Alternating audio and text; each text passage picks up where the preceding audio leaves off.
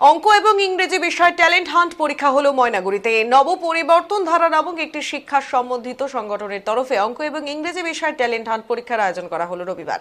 ময়নাগুড়ি জেলা সহ পার্শ্ববর্তী জেলার প্রায় 1200 ছাত্রছাত্রী পরীক্ষায় অংশ নেয়। জানা গিয়েছে, নব পরিবর্তন ধারা এই সংগঠনের মধ্য দিয়ে ছাত্রছাত্রীদের পরীক্ষার মাধ্যমে বিকাশ ঘটানোর চেষ্টা করা হয়। সেই অনুযায়ী তারা বিভিন্ন বিষয়ের উপর নানা ধরনের পরীক্ষার আয়োজন করেন। জানা যায়, এদিন প্রথম শ্রেণী থেকে পঞ্চম শ্রেণী পর্যন্ত ছাত্রছাত্রীরা প্রশ্নপত্র উত্তর লিখন করেন এবং ষষ্ঠ শ্রেণী দশম শ্রেণী পর্যন্ত ছাত্রছাত্রীরা ওএমআর শিটে পরীক্ষা দেন। এই পরীক্ষার্থীদের আগামী অক্টোবর মাসে ফলাফল দেওয়া হবে।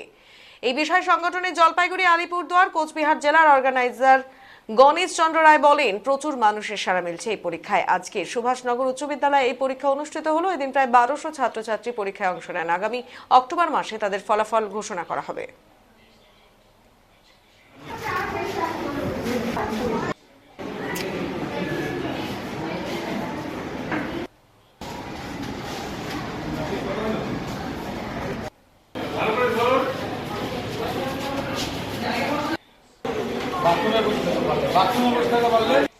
কি পরীক্ষা হচ্ছে, আপনারা কিসের থেকে এই পরীক্ষার আয়োজন করছেন? আজকে ময়নাগুড়ি সুভাষনগর হাই স্কুলে যে পরীক্ষাটা হচ্ছে সেটা ছাত্রছাত্রীদের কাছে খুবই রাফ এবং টাফ সাবজেক্টের পরীক্ষা। সেই পরীক্ষাটার নাম হচ্ছে English and math talent hunt exam 2024। এটা মূলত কলকাতামুখী একটা পরীক্ষা। হ্যাঁ, কলকাতার প্রায় প্রত্যেকটা ডিস্ট্রিক্টে হয়। আর উত্তরবঙ্গের মধ্যে সেকেন্ড টাইম মনোনীত হচ্ছে।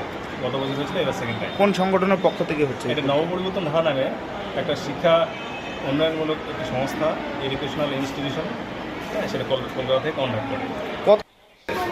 হ্যাঁ, রূপম রায়। কি হচ্ছে আজকে পরীক্ষা? কি পরীক্ষা? Talent test. কোন সাবজেক্টে? ম্যাথ। কেমন হলো পরীক্ষা? পরীক্ষা শেষ?